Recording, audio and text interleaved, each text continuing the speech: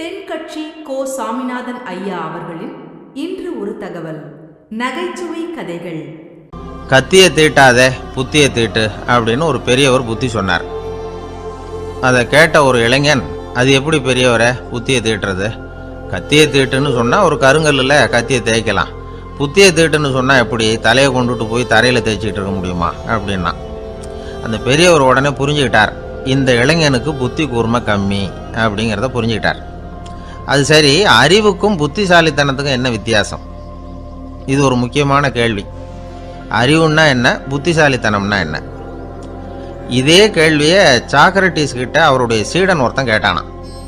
ஐயா, அறிவுக்கும் புத்திசாலித்தனத்துக்கும் என்னங்க வித்தியாசம் அப்படின்னு கேட்டிருக்கான்.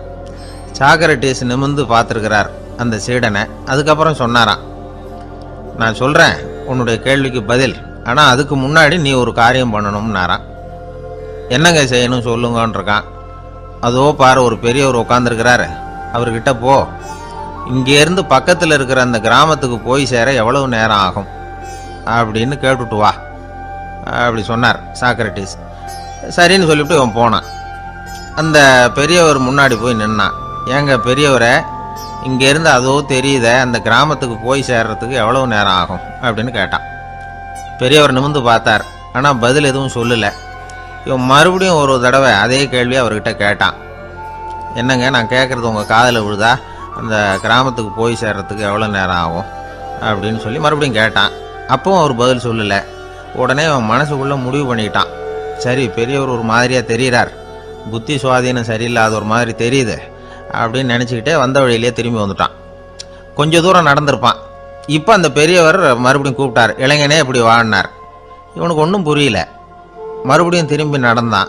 அவர் முன்னாடி போய் நின்னான். பெரியவர் சொன்னார், தம்பி, இங்கேருந்து அந்த கிராமத்துக்கு போய் சேர்றதுக்கு 5 நிமிஷம் ஆகும் அப்படின்னார். இப்போ அந்த இளைஞன் அந்த முதியவரை ஒரு மாதிரியாக பார்க்க ஆரம்பித்தான். அதுக்கப்புறம் கொஞ்சம் யோசித்தான்.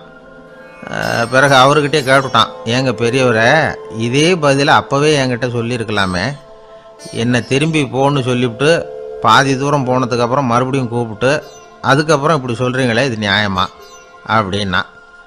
பெரியவர் சிரித்தார். அதுக்கப்புறம் சொன்னார், ஏன்பா, நீ எவ்வளவு வேகமாக நடக்கிறேங்கிறத பார்க்காம நீ கிராமத்துக்கு போய் சேர வேண்டிய நேரத்தை எப்படி என்னால் சொல்ல முடியும்?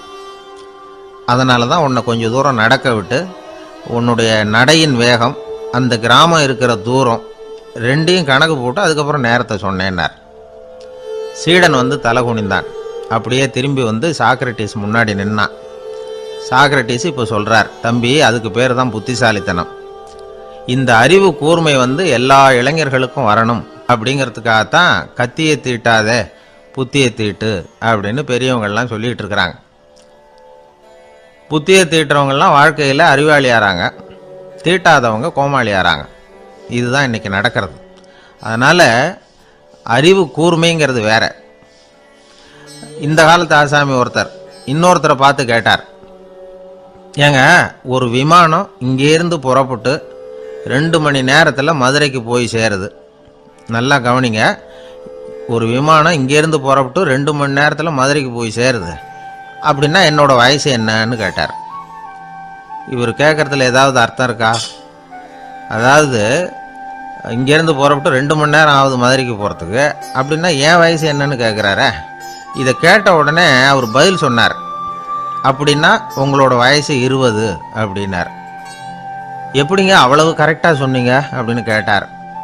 வேற ஒன்றும் இல்லை, எங்கள் பக்கத்து வீட்டில் ஒரு முழு பைத்தியம் இருக்குது, அதோட வயசு 40, அப்படின்னா உன் வயசு 20 தான் இருக்கணும் அப்படின்னார். அரை பைத்தியம்னு முடிவு பண்ணிக்கிட்டார். அதனால் வாழ்க்கையில் அறிவு கூர்மைங்கிறது ரொம்ப அவசியம். அந்த புத்திசாலித்தனம் இருக்கிறவங்க வாழ்க்கையில் வெற்றி பெறுவது நிச்சயம். இன்று ஒரு தகவல்.